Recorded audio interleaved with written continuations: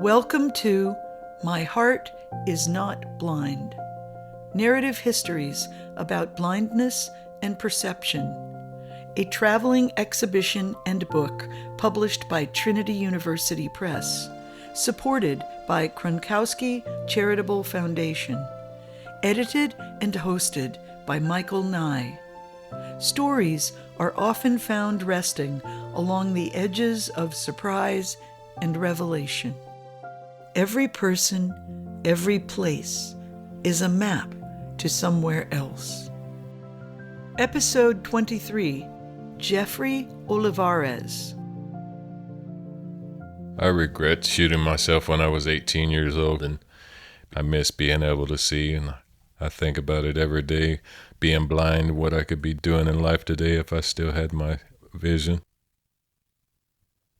When I was a teenager, I used to work throwing newspapers, and also I did yard work, and in the wintertime, I shoveled snow out of people's driveways.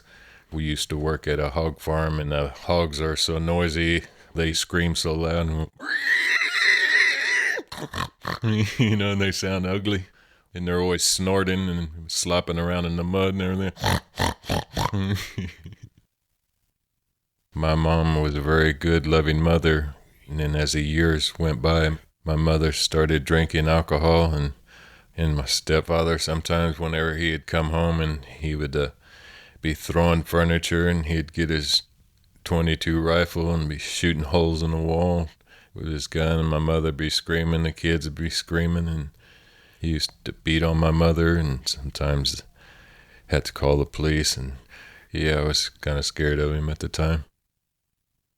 I was really depressed about my mother and stepfather being alcoholics, and it was really hard for me to concentrate on my schoolwork, so my high school principal told me I wasn't going to be able to go to graduation, and I went to get in my car after the bad news from the principal, and somebody sprayed white paint all over my paint job, my windshield, and then I lost my job working at a grocery store, and all those things made me really distressed, and I went home, and I was on my hands and knees in front of my mirror holding a little .25 pistol to my head, and my stepfather, he came upstairs with his .22 rifle, and he was drunk, and he cursed at me and said, "You mother effer, if you don't pull the trigger, I'm going to." And so that's the last thing I remember seeing was him forcing me to shoot myself. And the doctor said I'd never see again because I severed my optic nerve, and there was no way of repairing it. I didn't do a whole lot after I went blind, but just stay home most of the time, because there was no hope in life anymore. And finally, I was fed up with all of my mother's drinking, and my grandfather, he said, "Grandson, you ought to move down here where I live. They got a place here where you can go back to work." So I made up my mind to come to Texas and start over. My first name is Jeffery, and I live alone, and I work at the San Antonio Lighthouse.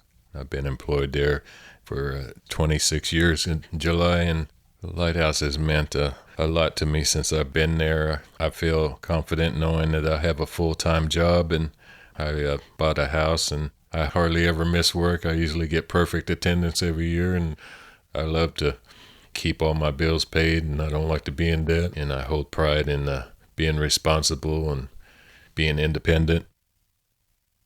A lot of times you can tell what a person's character just by the sound of their voice and how they talk and everything. And one time, our neighbors across the street were out talking, and I heard one of the little kids say, "Mommy," and all of a sudden the mother didn't even say what. She just screamed so loud that the little kid started crying, and it really hurt me, If parents, treat their children like that.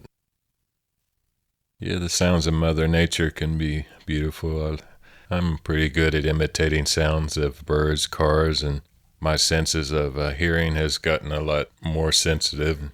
I can hear all sorts of sounds outside, all the cars and planes and everything, trains honking outside.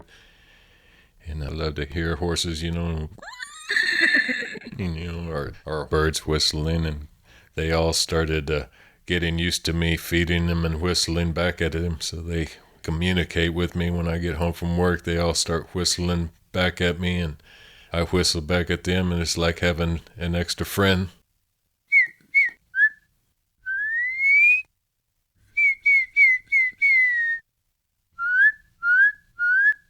one bird at my house, he always whistles like he's whistling at a lady or something. And he whistles like that, and I whistle back at him.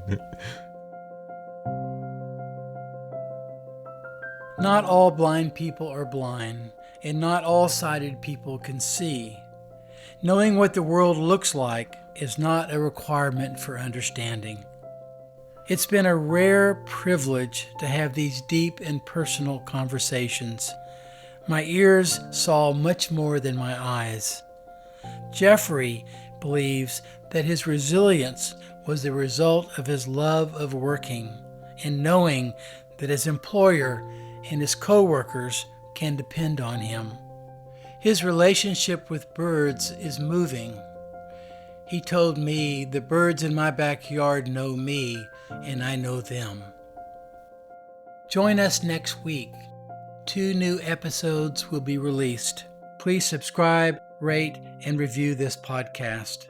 You can also go to my website, michaelnye.org/podcast, for portraits and transcripts. Thank you for listening.